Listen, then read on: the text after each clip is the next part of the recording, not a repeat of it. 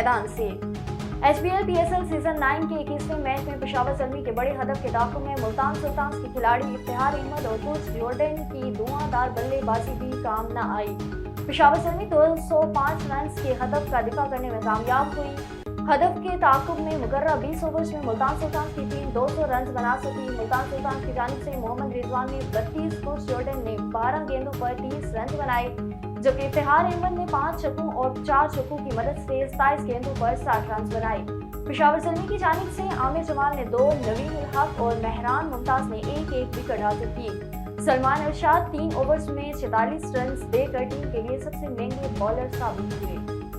Pakistan super league में मेज़बान की जिम्मेदारियां निभाने वाले ऑस्ट्रेलियाई क्रिकेटर मेज़बान एरन हॉलैंड कराची में रिक्शे पर सैर सपाटों पर निकल पड़ी। हाल ही में एरन ने photo and video sharing app Instagram पर ऑफिशियल अकाउंट से अपनी चंद तस्वीर शेयर की, जिनमें उन्हें रिक्शे के दरवाजे पर खड़े देखा जा सकता है। अगरचे ये सिर्फ एक पोस्ट था, लेकिन ये सबकी तवज्जो खूब समेट रहा है। तस्वीर के कैप्शन में उन्होंने लिखा है कि आज और चलें। ईरान ने देखा तस्वीर भी अपलोड की, जिनमें वो अपनी कराची की सड़क पर मौजूद थी। इससे कबल उन्होंने मुल्तान के दौरे पर ली की तस्वीर भी शेयर की थी, जबकि वो एक वीडियो में सदर के इलाके में फुटपाथ पर चहलकदमी करते भी दिखाई दे रही हैं।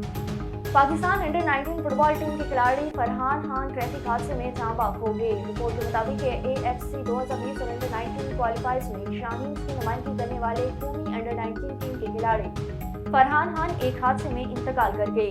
नौजवान फुटबॉलर जुमे के रोज सवाबी में मोटरसाइकिल हादसे में शदीद जख्मी हुए और जानलेवा जख्मी की वजह से वो जान पर